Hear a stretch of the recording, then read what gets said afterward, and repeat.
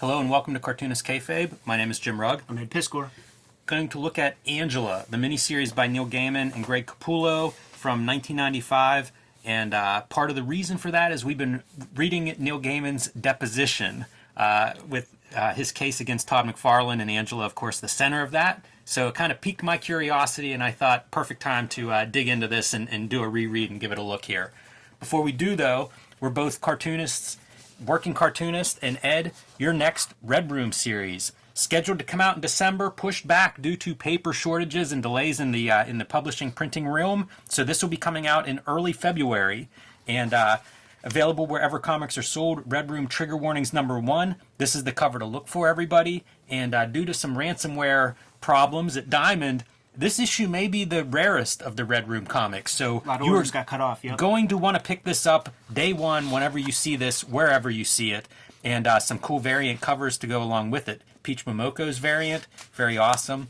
My ongoing series of comic homages, this time to the legendary Robert Crumb and Zap comics. Pretty excited by how that one turned out. So good. And your variant, doing the silhouette stuff. If I ever do a silhouette zine too, Ed, this cover could be there. But just to let everybody know again, these are probably going to be one of the more rare Red Rooms. So look for this in early February wherever good comics are sold. I am thrilled to announce the book that I've been working on is Hulk Grand Design. This will be coming out in March 2022 and April 2022. 2 issues, Monster and Madness, covering about 40 years of Incredible Hulk comics in 2 glorious oversized issues available wherever comics are sold. And for the Cartoonist Kayfabe audience out there, please help spread the word. If you see articles, if you see previews of this, please share them on your social media. Tell your comic shop owner to order heavy on Hulk Grand Design. We're going to celebrate the 60th anniversary of Hulk, and Marvel has trusted me to have this nice big book out at that time. So Hulk Grand Design, man, this has been my life for lockdown, and I am so excited to dig into this. But not today. Today we're going to look at Angela, the 3-issue miniseries that spins out of Spawn #9 and the popular angel character that Neil Gaiman brings to the Spawn mythos. Nicer times in the Gaiman Todd McFarlane days. Jimmy, I associated Gaiman with McFarlane. Like, I was not reading Sandman at the time, and when Spawn 9 came out, that was the first Neil Gaiman comic I ever read.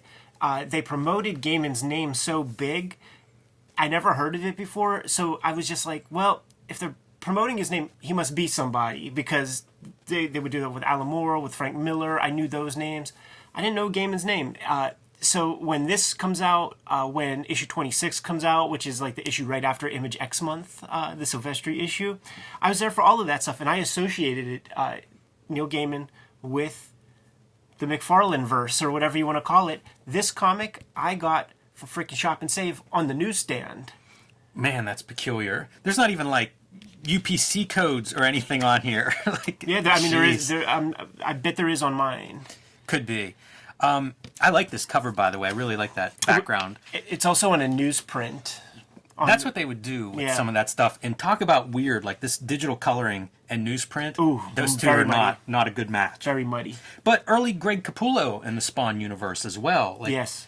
This would have been before he was the main Spawn artist, if it predates Spawn 26. That's about when he starts getting pretty active there, I think. Right. He did some of that stuff, I think, also with Mark Pennington doing the inks on the Grant Morrison issues. That's right. Yeah, the Lost issues. The teens. With whenever anti-Spawn. Todd was busy out there doing the Batman crossover for 3 months. Yeah, man. Yeah, I forgot about that run. That was like his Greg Capullo trial run, I guess. I was so dismissive of it too. Like, yes. Like McFarlane is the only guy who could draw Spawn, and he must have heard that invective, Greg Capullo, because he adopts the noodles of McFarlane in such a major way, and then his Spawn is dominant Spawn to me. Like, he kind of like supersedes McFarlane's. Yeah, this is before he becomes what I think of as him. Yeah.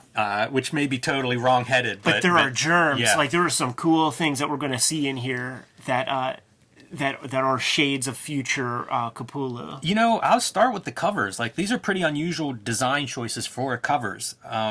They aren't my favorite covers, but they do stand out as being different than what most comic books look at that time. Totally. Like, having this, like... It's like it allows for negative space, which is something that those covers just don't do. You know, like the Image Comics is all about, like, first off, it's mostly team books. So now you got to get 5 characters on there battling something, and there's never any room to breathe. So these covers create that. It's a nice touch. It would stand out on the racks for sure at this point in time. Yeah, it makes sense. And I wonder who's making that call, if that's something that it is up to the artist, or who knows. This is that fun stuff when you're a kid too, when you discover an art class that you could do that mirror gimmick where you draw half the thing and then mirror it and just trace it off. Joe Quesada would do a bunch of this kind of stuff too, like the ornamental sort of shapes and lines. Yeah. Maybe peaking around Ninjak time period or something like that. But I would always associate him with that. And I hated that stuff for like trying to draw it. Like it's one of those things that's like weirdly hard to draw, that ornamental sort of shapes. At least it was for me. Funny to think like the other guys, like Chris Ware. Yeah. You know, such a weird collection of artists to think of that do this sort of motif. You know, I did that Adult Swim like wrestling show, and there was like some city paper covers and stuff. When you draw the championship belt, like that's where it comes into play too, man. You draw half of it and then flip it. Yeah, right. I like this cover too. Angela with like the blood, you know, squirting out from whatever she's killing, splashing on her knife edge and everything. Pretty kind of a pretty radical image. You know, it's not outlaw exactly with all the bright shiny colors, but it's pretty violent. She's a warrior for heaven. Yeah, hunter angel. Capullo on art, Todd Broker on color. I point that out because it's different colorist on issue 2. I think Steve Oliff is on issue 2. So keep an eye on these pages as we go through these various issues. We know what this is from the deposition. Doing this for his son. Because his son is like, saw Spawn comics. Because Spawn was very ubiquitous. It would be at the grocery store and stuff. Little Mike Gaiman goes to Dad, "Hey Dad, why don't you do like cool comics like this?" Gaiman's like, "Oh, I did. Like I did issue 9 of that. Like, why don't you do some more?" And Gaiman's like, "Okay." Yeah, you hear it with sports people. Sometimes will come out of retirement because they want their kid to see him play. Wow. Like Mario Lemieux, whenever one of his retirements that he came back from, that was his reasoning. And same with wrestlers. Sometimes you'll see wrestlers. I think Goldberg has had multiple runs with that as the publicly stated motivation. So here we go, man. Off and running. And start out with Angela on the hunt. And how many skies have we seen that the colorists do the basically draw the sky? Oh, totally. It was a staple of this era. And like looking at this, like I could tell that it wasn't Steve Oliff, I could tell that it wasn't Ruben Rude, and I could tell that it wasn't Joe Chiodo. So like when that shit comes back, this fierce color graphics. Also, I wonder if this is this is that era where Steve Oliff trained a lot of dudes on these weird computer programs that I think he might have even manufactured. Mm-hmm. And he didn't like make them sign any or non-competes. Because, like, why would you think that? And then Computer Color explodes, and all of his, like, it becomes splinter cells off of Steve Oliff's Ollie Optics. And I wonder if this town. Yeah. It's like one tiny town with, like, 1,000 people. It's and it weird. had, I think Oliff said it had 6 computer coloring houses in this town. Mac is looking at their inventory and being like, "What's going on in this town? Yeah. We're selling a lot of computers here." Yeah, Steve Jobs is going like right there, like, "What's going on here?" And fierce color graphics, it's like you just went too far. You did. Fierce color or color graphics, but it is the 90s. Really going for it there. It is the 90s, and you know, like it's a guy who understands computers in the 90s when it wasn't that user friendly. I don't think he was a fierce fella. So this is Angela's birthday, and she's in some intergalactic hunting expedition. Look at those! Like those eyes are so cool, simultaneously so cool, and you would never think to draw eyes that way. I like some of the color doesn't work as well here for me, but I like that she's like having like, you know, like the steam whenever it's cold and you exhale and you can see your breath. That's what's happening out of her nose here, but it's a little bit lost because it's the same color as the snow. But I think it's a cool idea. Like if you're drawing this character in a cold environment, that's a fun thing to go for. Capullo puts some thought into his stuff. Like he does some things that are real interesting, and that's a good kind of storytelling touch. Makes no real sense when you realize, like, she's wearing a thong bikini Right. out there. That's true. A lot of words. A lot of words here, Neil. Neil is like, I'm getting paid so fucking much. I gotta make it look like I'm doing something. Because what this whole comic is, if you broke it down as plot, very, very thin. So, like, she goes on a hunting expedition. She has all the proper permits. She slays the dragon. The guards of heaven or whatever show Let me up. flip along with you. We could show you and tell. She gets put on trial. Spawn shows up as a witness. They have a romp. And then they just get out of it. It's like Fing Fang Foom. It is. Now, I think that Capullo is responsible for, like, the Violator siblings and stuff, Vindicator, all that. He could draw cool demons, and we're gonna see that shit after she slays the dragon, and we see her trophy room. Like, we're gonna see some rad stuff. I feel like I don't like the finished art as much on this stuff, but I think the layouts all work. Like, I think he's there in terms of storytelling, and then, like, that kind of McFarlane-esque noodling that he would come to adopt. I think it's not there yet. No. Like I really disliked when I saw the Greg Capullo logo, like, his signature. It would turn me off. Like, I liked his X-Force, and then he comes from X-Force over to here, and I was so proprietary about my Image comics. Like, I do not want to see Roger Cruz draw Youngblood, and I don't want to see anybody else draw Spawn. But, like I said, when he's in later periods, like, his Spawn is sick. Yeah. This is, speaking of X-Force, feels like, man, that's a reference to McFarlane's last Spider-Man whenever he was censored from putting Shatterstar's sword through Juggernaut's eye. But I can't imagine Neil Gaiman keeping up with that. Like, that may be a Capullo insider joke. Right? I'm glad you said that.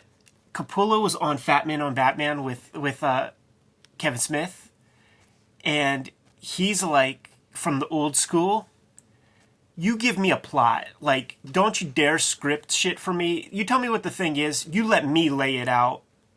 And good for him, because you get good visual flow. Compare this to like an issue of Sandman that's like heavily written or whatever. Like, you got good visual flow and bombast on every page. You could tell that this is paced out by the artist rather than a writer micromanaging everything. Look at this fun tangent. Her ribbon goes right into, like, that thing's tail. Take a drink every time you hear you read the word ribbon, by the way, in this thing. A lot of ribbon talking here. I don't mean to get off of that plot thing, Ed. That is amazing. I'm curious to listen to that, because you know what? There's so many comics, like, I complain about that talking head thing.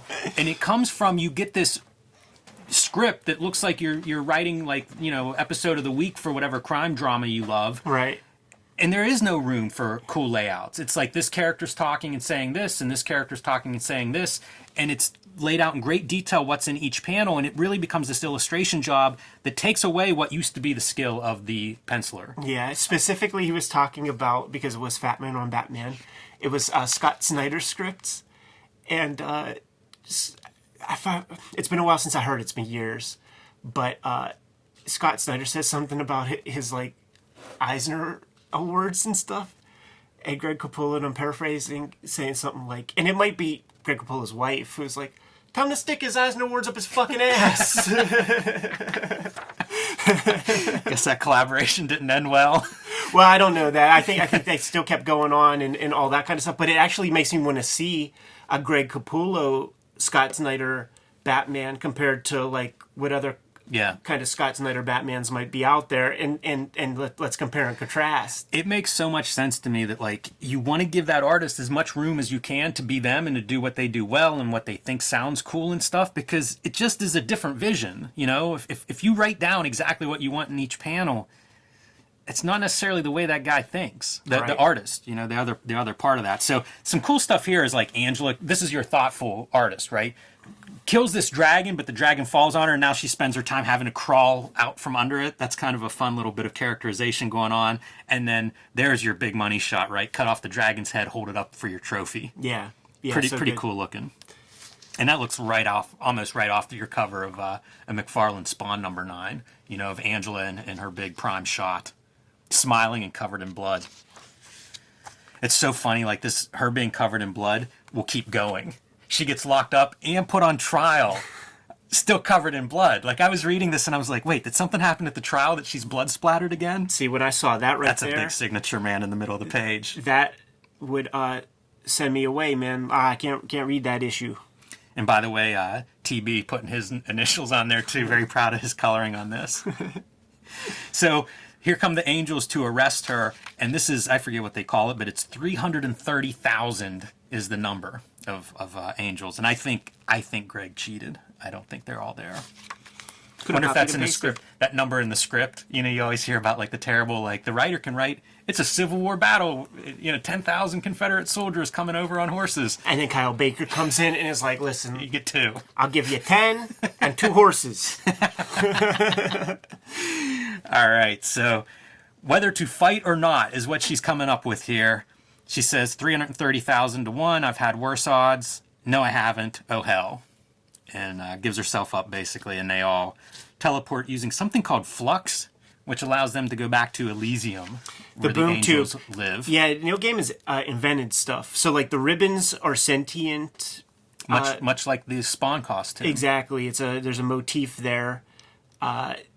Flux is the boom tube that they could travel by, just so that you could, like, get from point A to point B in a 20-page comic and have some things happen. Yeah, my ribbons are still in a state of shock. Take a drink. All right, man. So things did not turn out the way she was expecting on her birthday. There's a lot of like attempts at humor in this. Mm-hmm. So as she's being whisked away by 333,000 of them, yeah, and the repetition like 333,000. You guys could drink for this too. 333,000, 333,000. Be surprised if she doesn't call it 333,000. But none of them wish her a happy birthday. Yeah, you could do a collection of 90s illustrations that are like this kind of splash page. There's a lot in the Joe Mad, Roger Cruz era of X-Men. I hate drawing this kind of stuff. And I don't think this is a very good page either. Right. Pretty underwhelmed, but if I were doing it, it'd be equally terrible, and I'd probably spend 10 times longer on it. Yeah, it'd be worse. But like hard to make that stuff look cool. I always wonder, like, what the genesis of that is, because it's a very 90s thing. You would see it in a lot of, like... You know where I'm guessing it comes from, like, Star Wars movies, because they put so much... Like, there would just be some guy tasked with creating whatever it is, a ship, a space station, a planet, whatever it is. You'd have all these concept artists really rendering the hell out of this stuff, so you end up with something that looks kind of cool, and it's for, what, one shot? Right. It's like you're established that we're in a new planet area. But if you're the comic book artist, like, how many times has Greg Capullo drawn something like this? Ever? Is this the only time? And then like you look at the best examples and you get your like Drew Lier and Mobius and stuff like that, but like nobody gets close to that. It all looks so much more uninspired, and it's actually the finish, like the inking, the slickness of it, the sort of this kind of inking is like, to me, it's like corporate stamp inking. It doesn't have the character that you would get, especially when it's McFarlane teaming up with Capullo, and it's like, oh yeah, you can see both of their hands in that. Yeah. This is kind of a functional, uninspired inking. Yeah, just very functional. Get the job done. Which again, like a young artist, that's what happens. It takes time to figure out these things as to like what makes you you. You know what this would call to mind if you're finding a good comics example would be the issue of Watchmen on Mars, where like the city's being built and they're floating around. I mean, I just imagine that like that's probably like what was in the script. Like, hey, you remember the glass Mars thing? Like, do something like that. There's a City of Glass is in there, and it makes me think of David Mazzucchelli's adaptation of City of Glass. And this like little piece makes me think of Space Battleship Yamamoto. Yeah, there you go. That'd be another place where you would see a bunch of this stuff would be like Japanese sci-fi anime manga. All right, so she's being accused of treason because... she didn't have a permit. Right, whenever our Spawn number 9, she lost her lance, I think is the weapon, and that was the MacGuffin to get Spawn into Cerebus land. Right. Like that was the whole... Yeah, don't these leaders, doesn't the judge know that? See, you could tell that it wasn't Steve Olive, man, because he does way better lightning bolts. I mean, lightning bolts. Hard not to imagine McFarlane looking at this and being like, "You're off the job, son." Todd, although he comes back, he'll be back on issue 3. He just gets like a 1-issue penalty. But cut to Spawn nevertheless, and just hanging out, like pretty generic Spawn stuff. A lot of words for not much going on here. Yeah, and you know what? Like, I think Tom Orzechowski is the credited letterer, and there's actually some pretty bad font choices Orzechowski. in a lot of this. Now, this is kind of Spawn, but like it's usually bolder. But when we start getting into some of the angel speak, it's very bad fonts. Yeah, I've got to stop thinking about Wanda. I've got to stop thinking about Wanda. Kind of life I had with Wanda. We're going Miller. I've got to stop thinking about Wanda. Yeah, see, that's that thematic Millerism. Got to stop thinking about Wanda. Maybe you guys drink for that. That's 4 of them right on this page. It's a 2-page. See, Gaiman thinks in 2-page spreads. I find the writing kind of clunky in this. Like, Do you? It's yeah, after I point that out. But I mean, I ought to go on Oprah. You know what I mean? Like, it's this attempted humor that just doesn't make sense with what I think of as Spawn. I don't feel like Spawn's your Spider-Man-esque quipping, as he goes around. And it becomes a buddy comedy. Yes. And that like last issue, it's Spawn and Angela having a romp. All right, so these are Angela's angel friends, and they're like, "What? Under arrest? We got to do something. We got to help her out." Now this is like Her trophy room. Shades of Future Capullo. Like, cool composition. Yeah. And interesting designs to these various alien heads. Like, I bring that up because I do think he is the guy that created all those other, like, Violator siblings That would and make stuff. sense. And, that's the guy to do it. And you see your medieval Spawn, another piece of the deposition. Deposition, baby. But Angela, legendary hunter even in Elysium, and mostly she bagged a Spawn already. Yeah, man. That's rare stuff. They don't all get to do that.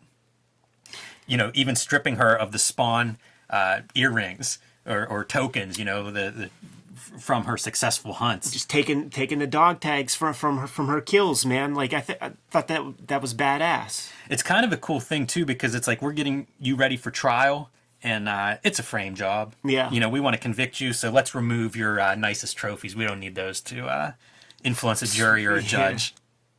And this is such a weird. Whenever I first saw this, I was like, "What the hell? Where do those stairs go? They go nowhere."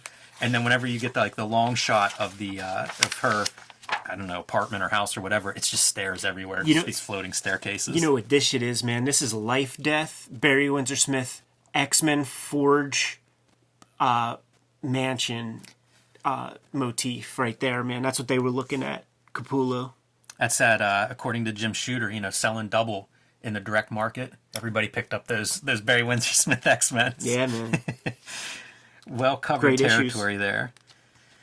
All right, so there's your additional characters, and then this is the person, the director from Spawn #9, who runs the Earth portal for these angels, and she's the one who's pointing out the traitorous actions of Angela. And back to Spawn on Earth in his alley, sulking. Talk about a character that's not doing anything. Created a cool throne of rags and feces. Yeah, I don't think I want to sit on it. They might get hepatitis or tetanus or something. All right, so the Angela's friends show up, and they're like, we're going to take you to heaven. That part kind of is cool, makes sense. I like this gimmick of heaven and hell and angels and all of that stuff. All sounds pretty good to me, and that's what we're on pace with at the end of the issue. And a pinup by Sean Parsons and Brad Gorby. Gorby I knew from Parts Unknown. I can't remember if that was Eclipse or Eternity or one of those. But once I started reading indie comics, you would hear about these guys who were good or had talent. And Gorby was a guy that worked with Bo Smith on Parts Unknown, and was kind of known as the best guy that's not working at Marvel or DC. And it seemed like McFarlane, he was on his radar. You'd get pinups out of him, but I don't know if he ever did any substantial comics. The first official Todd Toys photo gallery, fall 1994. Issue 3, we're going to read the letters from people who are like, I think Todd Toys are running sweatshops. What is this? What is happening here? And really calling him to task, critical stuff. So this is the basis of that letter. I'm surprised he would print those letters. Yeah, it's hard to tell where his attention was, right? I think this speaks to the toys just exploded. I think one of these, there's information about how they're going to be shipping to all these different countries now, like Todd Toys going international. So, and I think this is still first year of Todd Toys, which is another one that... it's Todd Toys. It becomes McFarlane. Right, but it's like year one, and I think that's what this is about, is how they didn't ship late anywhere. So it's like this giant operation that happens. So I don't know how much Todd is really looking at this stuff, and they're proud of this. This is like their biggest, most successful operation, so show it off. But it's really fun if you read this stuff. Like, I never collected toys, so I'm not that knowledgeable about how they're made. But so much of there's so many hands involved in them. A lot more than I just think of everything's like a machine. Like, they just stamp this stuff together, and not at all. Like, 9 different parts is how Spawn starts on this conveyor belt, and then at the end he's assembled. But it's people putting, like, stick the left arm on, stick the right arm. Jimmy, like, one of the most heartbreaking toys is the Kamala LJN action figure because of the tattoos on the tummy. And you clearly see like overspray, and like no two Kamalas are the same, and you just know that there's a hand behind that. Yeah. And you don't know whose hand. I'm not sure if they say where these are actually being built. If this is where that factory is, but yeah, it's that's the part you want to remain invisible to, man. And that can apply to almost anything that we have parts of. Of course, yeah. With global trade, like anything that's affordable, man. How much do you think this phone we're recording this shit on, if it was made in Wichita, what that shit would cost? $10,000 phone, $5,000 phone. The placement's so great too. It's your magazine, it's your character, and you run your toy ad full page there. I had this Angels and Visitations. I actually bought that in college at my what is it? It's a Gaiman collection of like short stories, and the one that I had was hardcover, and it came with a CD, or I bought the CD. I don't think I have them anymore. They might be buried somewhere, but that was one of my early Gaiman exposures. Win all the Image books for a year. 6 or 7 books. Wizard getting their plug, Wizard 42 at this point, and we just missed the Spawn 26 issue and more Spawn toys.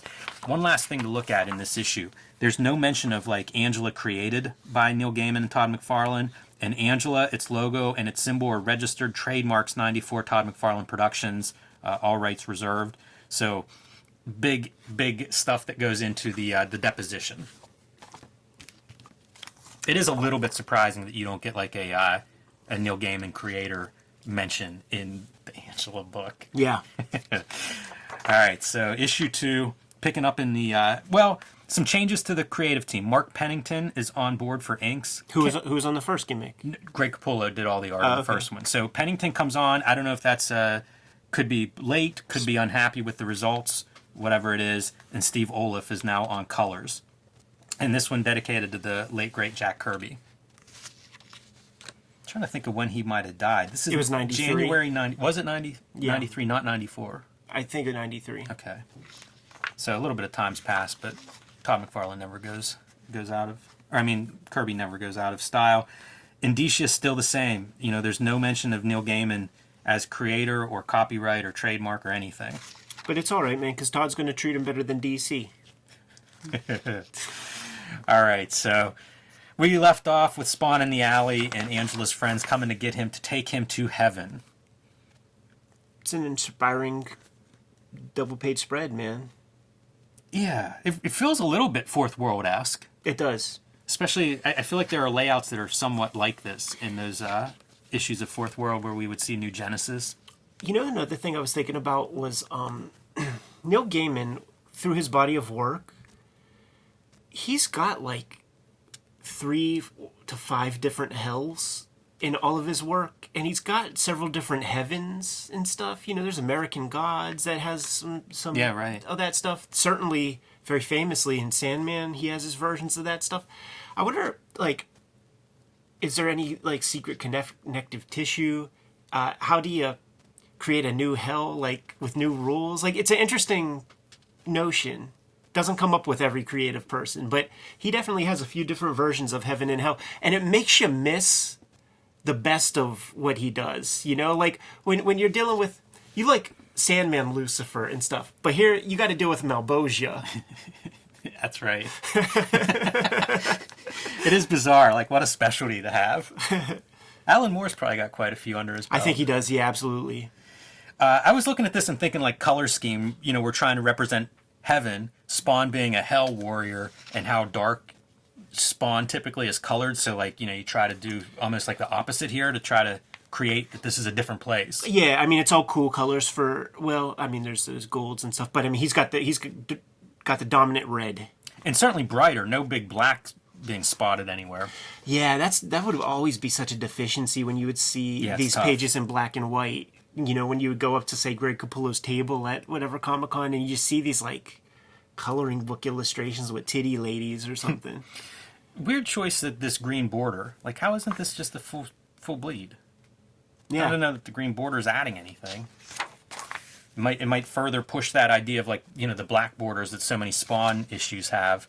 Again, if you're trying to create a different setting, might be a little bit of that. The Spawn costume is going bananas. Clearly it's uncomfortable with where it's at. They're in the trophy room, and he sees, like, the some more Spawn trophies. Like, this is another Spawn. This is like giant Spawn. It's so good because, like, Gaiman would be good at this, and if you're on the ball as, like, a creator, like Todd could have done stories like with all this, like, little shit that Neil Gaiman set up, and Neil Gaiman in a deposition, like, talked about it, like I'm putting all this, like, little stuff in there, so he's introducing all these other angels. Like, you could do fucking whole comics about, like, this guy becoming a trophy on her wall and stuff. So it is true, like, when you're dealing with, like, a monthly series, like, it's not a bad idea to have these little tidbits, and that's a fun thing when you're reading through Sandman and seeing how all this stuff kind of connects at a later date. He just kind of sets himself up for stuff. Yeah, that is kind of, I think, a writer, like an ongoing writer's mentality, probably. It's very smart. The costume's like making noises, it's groaning. So I guess it's the first time we start to see this kind of stuff happen with the Spawn costume, and it's going to go wild places throughout this series, and it fucking rocks, man. Yeah, there's some pretty cool stuff that comes out of that. This is the court-appointed lawyer for Angela, and she's a youngster. Calls her a child and stuff. She's only 200 years old. Yeah. So she's she's not quite a newborn, but also this is her first case. Like, this is clearly just a setup. This whole everything is against her. This legal proceedings are just set up for a conviction. And you get some flashback of pretty much Spawn number 9. Still the blood splattered face. I feel like the blood should be, like, black, like crusted up at this point, like outlaw blood. Right. But I guess that wouldn't work on the black eye makeup or tattoos, or I don't know what that is exactly. But lots of them have it, but not the lawyer. Now we see the hell and the heaven forces here having their confab. Like, there's a Spawn in heaven. What's going on? We got a deal. You're breaching the contract here.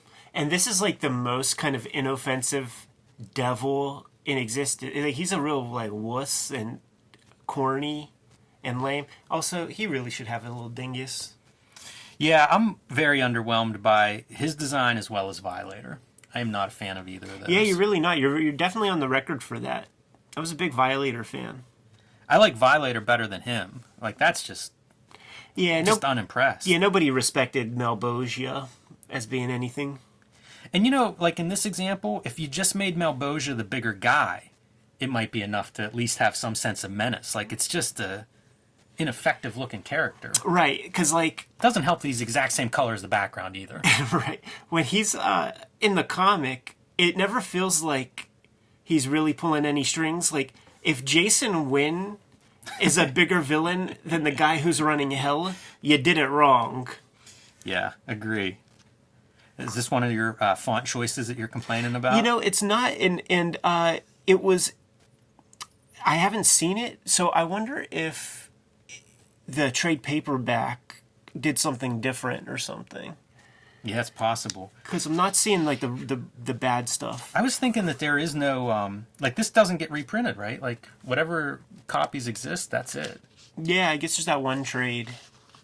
Yeah, I have no idea how that one would have sold, but I mean, I think that's all of them. So there's the giant Spawn, a little bit of the giant Spawn action being shown, and you see the costume freaking out, right? Oh, it's gonna go nuts, man. That's so fun. And as we're approaching, like, going to first they tell him try to look not like Spawn. Right. You're gonna be in a room full of angel hunters that would love to kill Spawn. Try to look better. So he turns into like his human version, and then this is your trial thing with all these alien life forms that come to watch this big trial. I guess this doesn't happen too often that an angel gets put on trial like this. Yeah, it's no, I just noticed that. Yeah. Homer Simpson. Yeah. It just looks like white noise. Totally. Like, there would be great examples of this kind of thing with, like, say, Art Adams or people, but this just looks like nonsense. Like the Image guys, like, they really just wanted to draw cool characters and fight poses, and anything that deviates from that, they are fucking not interested, man. Yeah, absolutely. So Mark Pennington is not having fun inking all that stuff. For sure. And then it's just a mouth, just a floating mouth there talking, trying to keep this thing interesting.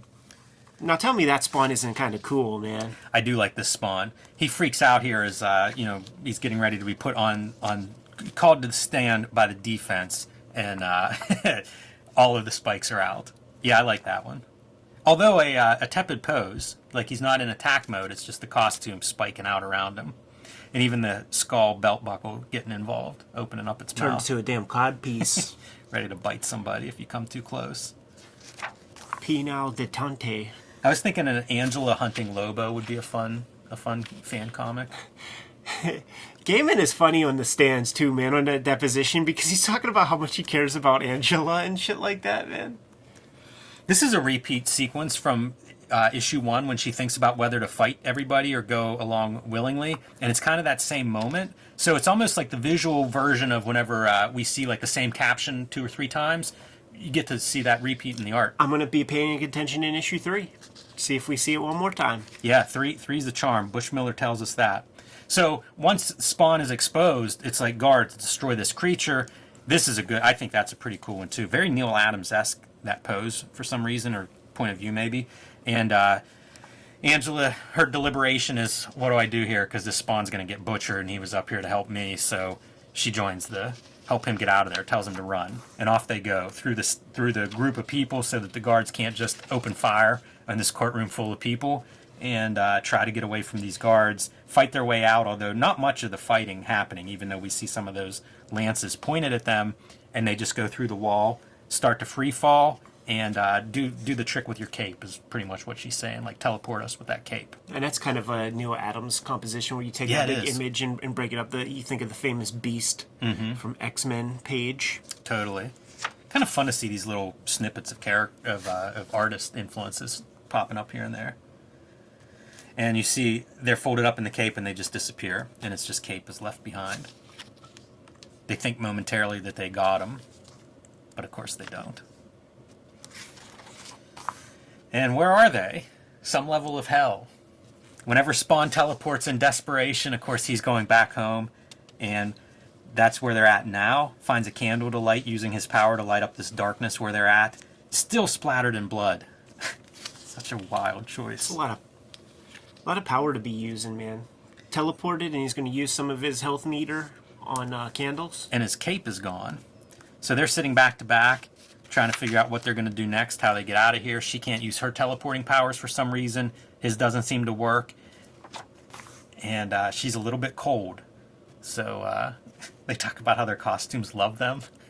My ribbons. This part feels like something goes wrong here. The ribbons and the chains start to get a little bit better. Are you sure you're not cold? Spawn asks. Well, I am a little chilly. And the ribbon and the chain intertwine. That's better. That's so much better. And there's even the sound effect. Yeah, a little fuck scene. You think? Until we get to issue 3, and it's just like, wait, did that not happen? I like that pinup. Yeah, Not sure who that is. Is that Mike Drindenberg? That would make some sense, right? I mean, I'm looking at that, but kind of looks like his art a little bit. Some of this stuff really looks like the splatter and some of the scratching. You know what it is? It's the computer coloring just like makes it hard for us to be able to tell. Because at first I thought it was like Cybernary Dude or something. Yeah, Nick Manabat. Image fan art, dominated by Spawn, but not exclusive. Or Some is it? Angela pieces. Lots of Angela pieces. Yeah, you know what? I think it's in the next one where it's like, this does look all Spawn, like Spawn and Angela. The next one, I think it's just Image fan art, and there's some other characters, like non-McFarlane characters. Same back matter there. Ooh, love this text. Text cover's so good. He doesn't do the interiors. I think Valentino might do the interiors, and there's actually some good art in there But I love that cover. It's really cool. Oh, my goodness, man. I mean, I don't know what it's about, but a vampire with a person with AIDS blood, that can't age well, right? It's got to write itself. That can't age well. Yeah, not too good. But Spawn 28 isn't looking any better. McFarlane would always say, like, see, those old guys, they just wouldn't draw, like, the contemporary fashions and blah, blah, blah, blah, blah. Like, no doubt she's going grocery shopping wearing this thing. And look at that, like... That's the main... She don't take care of her pup. Like, they need to call, you know, the code enforcement. All right. Can you hardly wait here, Ed?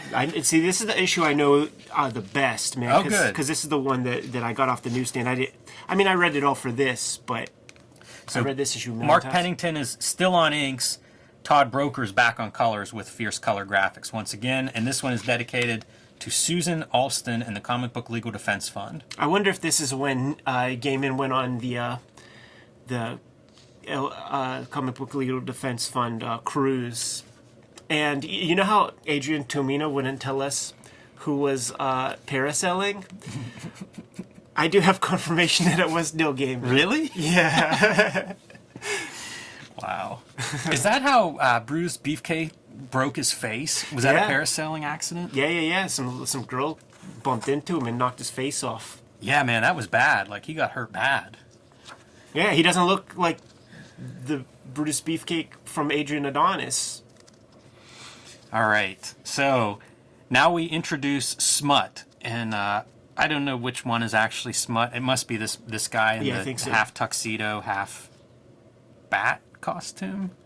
Sure. I don't know what these creatures are, but no mention of, like, I read this and I'm like, did I miss a page? Is something missing? Because she's like, no, I don't appreciate your point of view on this, nor do I intend to. And it's like, what are you talking about? What is going on? Yeah. Very strange. No mention of the ribbons and the chains commingling from the past issue. I don't know. I don't know what happens. Very odd. But nevertheless, these creatures now show up. Look at that, like, doll girl character. So British. That's almost a Rugrat or something, right? Yeah. Like those giant bug eyes. Like it's those British writers. This is the kind of stuff that they will include that is just so different from like the American writers. Are we to interpret that they had relations? I mean, that's how I Because, took like, it. Spawn's bracelet's on a rock over here. Yeah. You know, his mask is off. You know, and then they finished, and they were like, ugh, walk of shame. Like, see, they're gonna have to take a walk of shame across hell to get through that little door. And she's still covered in blood. So Spawn grabs this creature and is like, what is going on? Where are we? I don't know that it's a bat. I was thinking those were ears, but It's like now a that little, I look at it, it's... Yeah, it's like Dior and Quinch alien guy, little creature of hell. Yeah. Didn't make the cut to go to the Lucifer hell from Sandman. And she's going to hazard that it's not answering because some idiot just told it to be quiet. This is the, Yeah, I mean, this is the cheesiest of all of them, man, where he becomes the go-between between Spawn and Angela. And I guess it's like what they would call a Jim Brooks joke, where you don't do something once if you could do it 50 times. So it'll become a thing where page after page after page is Spawn saying, can you tell her this? Yes. Yeah, that feels almost Peter David-esque. Right, yeah, you're right. Like, just keep really banging this drum until we can't help but acknowledge it. The Jimmy jokes. All right, so they're trying to figure out how to get out of this place, and there's a gate that will lead their way. It's funny because once again we have the steps that seem to go nowhere. It's just a gate in the middle of the sky that these steps lead to, but you have to fight your way through a bunch of warring demons to get to those steps. And that's all. So that's what we're going to see here. Yeah, it's real good for visuals because like the story really is pretty thin.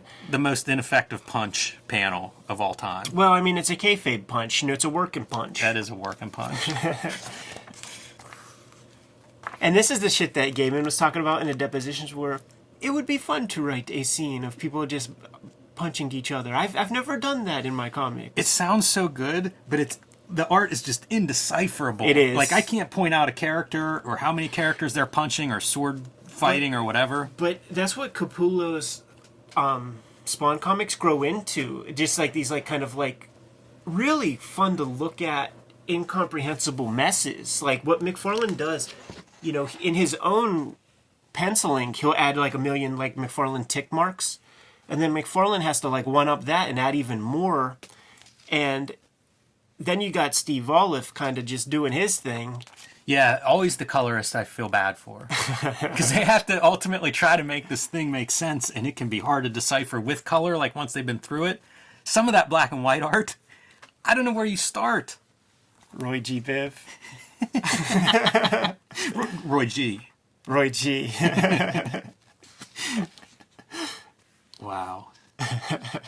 All right, they get to their doorway and they just jump through and on to the next whatever, and Smut's coming with them. Smut has annoying lettering too. That might be part of what I don't like about him. Yeah, see, like I wouldn't doubt that that's like some sort of mandate or something that McFarlane asked for. And by the way, like we brought it up in the earliest Wizard episodes. All this stuff with like Spawn having his own dialogue bubble, and you see a lot of different fonts and things in the early Spawn comics. I do think that it was all in answer to the work that Gaiman did with Sandman, with Todd Klein, doing different fonts for like each of the Endless. That makes sense. There's that dog character, Martin Tenbones, that has this kind of font and things. And there was that one very distinct image of the guy who was kind of bound by chains, like hanging from a ceiling from one of the Sandman comics. And like that's the Billy Kincaid piece. So McFarlane was very inspired. Like it was a big coup for him to get Gaiman, and boy, that all just went off the rails. It sure does. All right, so this is the point once they go through the gate where Spawn and Angela separate now. They're all blood splattered, by the way. Angela's like more blood splattered. Spawn's pretty blood splattered. I do like the blood splattering as part of your character design. It works for me. And this is going to lead back into the Spawn series. Like he's dumped out, I forget where, Kentucky or somewhere in the South, like way outside of his usual New York City alleys. So when I got this third issue, it was the issue that, well, it might have been a little later, but like these little, I think it's the same kids, man.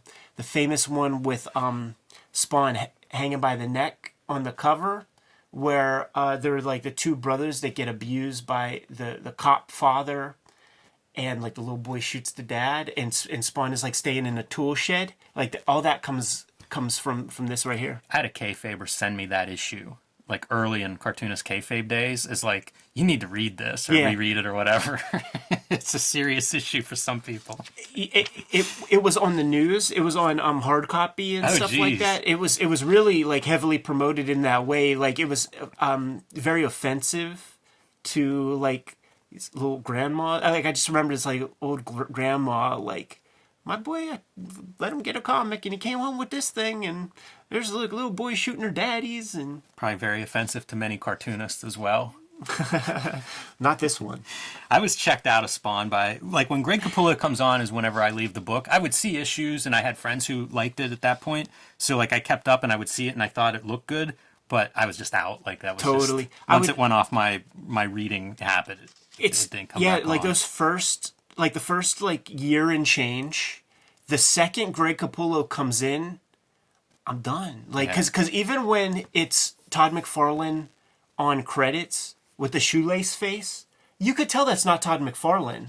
Yeah. You could tell it's not him. Like, he's got a ghost. It might be Greg Capullo, and then he's, like, doing some finishing over top. But you could absolutely tell that is not Todd McFarlane on 100% on those art duties at all. This is back at Angela's apartment or house or whatever she lives in. You got to tie it up. They all think that she's dead. She materializes in her bathroom, I guess, or closet or somewhere. Gets a bath, gets all cleaned up while they're mourning her loss. Got to have that scene, man. Then she shows up like $1 million. Yes. All cleaned up, ready to go. But she's still framed for murder. Yeah. So what are you going to do now? See, like, I would be down with all of that. But then the way Capullo would do those eyes, I'd be like, I just can't have this. You're out on the eyes? In that, they're too squinty, too close together. I was so particular. So, how many of these panels are in Spawn comics? There's one light on. Gotta establish your scene. This hardly even looks like Capullo, right? Like, it feels so... I don't know if it's late or what. I kind of like the silhouette with just the eyes. No, that's good. Yeah, that's good storytelling. And like her wing stuff you could sticking up. you could tell it's her. It's a good angle. It's menacing looking, coming out of the shadows. Pretty good stuff there. But she goes back to Earth to try to figure out like what the director of like this Earth embassy has done. And, of course, she confesses to it and says nobody's going to believe you or there's no proof for this except Angela's smart and recorded it all. Of course. Didn't see that one coming. I like when she's like, I got it. Good night. And it's like the sign off of fireworks. Yeah. She just landed like the perfect 10 off of the vault. Straight up, this is Spinal Tap. Because it is like, there would be like metal bands that would have like a Door Nordic kind of stuff. It's so close to metal, but not quite. Yeah. Would have been good for Del Keown to get a little Del Keown flavor on You're this. gonna make Greg Capullo mad because he puts his guitar solos up and shit on his Instagram. You know, he's a thrasher, dude. That's funny. This is still early '90s though, so you're coming out of like hair band era. So I feel like that works. Yeah, glam rock. There you go, glam rock. Yeah, that's right. Sebastian Bach and those cats and shit. And of course, speaking of glam rock, the moon. So she goes, she clears her name and decides that she's done. And here's your 3-panel repeat. Oh, there it is, yeah. Thinking about what she wants to do, and she quit. From now on, she's her own boss. I feel like there's stuff about freelancing in here, and especially when you consider like Neil Gaiman deposition several years later, some really interesting stuff. Like, you don't have to just work for the big two, the Heaven and Hell, the Marvel DC. It's pretty good. She's going Ronin. Yes. This character will show up a lot in the Greg Capullo run, I think. I remember seeing that kind of hair and stuff. And this is a setup. Like, Angela could have spun off into a series now. Because they even talk about, like, some place that's at war and they're looking for officers. Like, if she becomes this freelance person, and again, somewhere in the future you get a Lobo crossover, but an intergalactic Angel for Hire, work in the Star Wars circuit, he leaves this character set up to be like, there you go, Todd, go run with a series of this. But drawing her would be very hard. Making her look right all the time. Like, she looks cool in the money poses, but she would be hard as hell. That costume would be tough to draw. Second only to Jack of Hearts or whatever. Jack of Diamonds, whatever that one Marvel character is. Like, good luck. It's so, like, they're so ornamental. Like, if the three of them are all traveling around... Kyle Baker ain't having none of that, man. No, that's not maybe have him do like a redesign on these characters before you launch the ongoing series. And then yet another Angel character that shows up to shut down. We got a new Angel going on trial. With those recordings now, she is found guilty. Another money piece.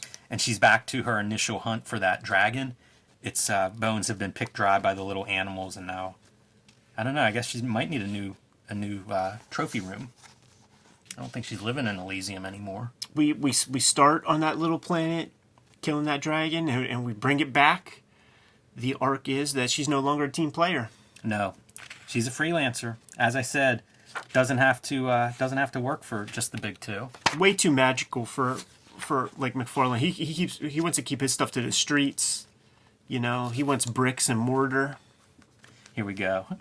This is Neil Gaiman is answering these questions. I'm not really sure why that is, but for some reason, like he volunteered to do the letter column, Neil Gaiman. So this is Jomo Powell. Secondly, I noticed the photo at a toy manufacturing plant where the Spawn action figures, vehicles, and play sets for Todd Toys are constructed. Is this factory in an eastern country like China? I've heard very saddening stories that many large companies use the labor from other countries, making huge profits in the process, while the workers make less than minimum wage for their long hours. I'd hate to think that Todd Toys was involved in something like this. It just doesn't seem to fit in with Todd's beliefs at all. I wonder, like, whenever he stopped sending the love checks, if somebody brought this letter to his attention, like, hey, did you know Neil ran this letter? No more love checks for you. How does Neil respond? So, Todd, what about those photos, huh? Are you a running dog capitalist exploiter of third world countries? Or, as you claim, an innocent toy manufacturer? I think the people deserve an answer. What the Todd, you ain't paying no attention to your own propaganda. Like, this is Todd, what are you doing? Here's another letter. I'll count that as a vote for Todd as running dog capitalist exploiter of the third world then. Todd, you weren't paying enough attention to your comics, man. You're paying these dudes money, and they are smack talking you. And then he runs this kid's hockey picture. I think this is Mike Gaiman. I think it's the second guy from the left, and names one of these is the goalie. I think this might become the goalie at some point. I don't know. What is this? Wow, because I was checking this out in a trade that doesn't have that stuff. It's pretty shocking that that's in there, right? Incredibly shocking, man. Like, Todd is not paying attention. Todd, what's the old saying, man? Like the truth is in the hands of the person who runs the presses, or something like. You run the presses. Nobody had to see that. Yeah. I don't know. I don't know who this artist is either, and I feel like that's kind of an interesting pinup. I mean, especially once you factor in like the stained glass looking background, like there's a lot going on in that one. Yeah, they made their money's worth. And Gary Quapis, he's a guy whose name I recognize. I feel like he's done a bunch of kind of jobber like Marvel comics. Yeah. But I like both those pinups. Here's that Image fan art that I was talking about. So they would run this in so many of these Image comics, but like Cyblade and Grifter and Ripclaw, it's not all Spawn. There's certainly, Spawn and Angela are represented, but it's kind of a cross of just Image characters in general. Disproportionately in Spawn's favor, but still. I mean, there's just more copies of Spawn out there anyhow. And I didn't recognize any of the names, although some of them might be future cartoonists, not sure. Same back matter, cards, Spawn ad, and Spawn toys. How big were Spawn toys, man? They just exploded, right? I mean, this is year one of Spawn toys. Yeah, but this is still like a different wave. Like this is the second wave, and like I was on board for those first two waves. I had all of the first one. I had Commando. I had Cosmic Angela, and then I had the Liefelds band plus Dutch. But I didn't have Shaft. I bought a couple of these toys over the years. One was the Super Patriot, which would have been I think maybe the season after this or so. But it was Eric Larson's Super Patriot. I liked that one. And Shadowhawk got a figure that was pretty cool. Oh yeah, from I never even saw that. Toys. They were hard to find, and even in this time, it was fascinating and really cool to see like these offshoot, like a Bad Rock in Hill's department store and stuff. It felt punk rock because like just the story that you were sold on the Image dudes. It really felt like a DIY venture that sort of broke into like suburbia or something, like mainstream corporate kind of confines. It's fascinating to me like how many toys he has made that aren't Spawn but just like the licensed stuff. Huge. Like where the Wild Things are, stuff like that, where they're like totally stylized to that line. Hanson Brothers Slapshot figures, dude. Beatles, Yellow Submarine, like it's remarkable. Like when we were talking to him, that was something I was curious about, like how they figure out licenses, like how involved he is in which licenses they go after, because it's like I didn't keep up with this stuff, so when we talked to him I looked into it and was amazed by the variety of figures that he has made. Yeah, to this day I was just it's Christmas season, was doing a little shopping, and in the back section now, at the height of things, there might have been 2 aisles in a Toys R Us.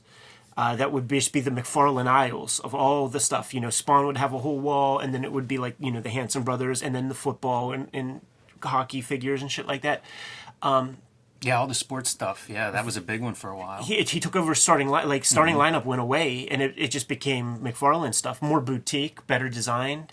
Because, let's face it, those starting lineups, man, they didn't look like shit. Were any figures great before McFarlane came along? You're right.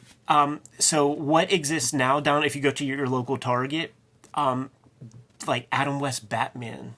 McFarlane. Wow. Yeah. That's yeah. So, like I said, I don't keep up with any of it, but whenever I see him, it's like, man, that looks. I'm sure those look really cool. Yeah, and it fits the motif. It's not like McFarlane style. It's a clean, slick, Mike Allred-ish, Mego kind of. I wish he would have spent a little bit more time talking to us about toys, because I like view it through the window of like entrepreneurial, right? Like he starts this thing to make his own toys, and then like it explodes, right? Like I'm just so curious as to how that happened. Hey man, we could get him back. You want me to go emo Shannon? I'll go emo Shannon right after this. I do think from like a business, it's really interesting just because like that's kind of what you do, right? You're trying different things and then something catches fire, and it feels like the McFarlane toys really were that thing where it just became every toy figure you could think of, McFarlane was probably involved with. Even if he didn't win the license, like I bet you he was, involved with almost all the figures that have come out in the last 20 years, at least on the pitch level. That's so funny that you say that, man, because I bet you there are like a lot of like, he paid some dudes to sculpt stuff to present. There's probably for every figure that exists, there might be something that didn't get to see the light of day. It's got to be tip of the iceberg, the actual like finished figures in terms of all the art and prep and sculpts and sketches and stuff that go into that. Yeah. I remember somebody from McFarlane Toys talking to us at some point, or from McFarlane, working for McFarlane. I don't know if it was specifically the toys, but talking about like how those figure designs would go, and like Greg Capullo, I think, would draw some, and just like how fast these dudes were, which you often hear about various cartoonists and things, but I think you have to be. I think it's like that concept art of like, just churn out these designs, make a revision, do another round. So anyway, there's your Angela and mid 90s kind of comics time frame. Obviously led to that gigantic court case battle, 10 years of trying to sort out all those rights. 3 big cases. And now Marvel has this character, is that the deal? Yeah. But they don't even use her anymore, I don't think. Of course I don't keep up with any of that stuff, but I think she's I'm not going to. Yeah, I don't know all those details of how that worked out. I figure we'll get to it as we go through this case, as the case continues to unfold. And anybody that hasn't been listening, those depositions, we have all of Neil Gaiman's depositions are either up or will be up as of tomorrow, whenever you're watching this, tomorrow or next week. But we're going to keep going through that and kind of unpacking it, because it is interesting. And to think like from trademark Todd McFarlane to owned by Marvel, what a strange character. The other book that I would want is Octobriana and Angela doing some kind of a crossover. So I guess Marvel would have to call me for that one. But man, what a journey. This is some of the most expensive comics ever freaking created. It's quite a story. If you're Greg Capullo and this is part of your history, like what a strange piece of comics history to be a part of. It would be fun to see like what his POV is from this thing. Totally. Like from an objective point of view. No, he drew some stuff in like the recent Spawns and things, so it wouldn't be that objective, but he was there. I can't imagine trying to sort this stuff out. Like if you're the work for hire artist in the middle of this kind of thing. Stay the hell back. Yeah. Like what's the Goodfella shit? Fuck you, pay me. Yeah. Fuck you, pay me. Trouble with the bills?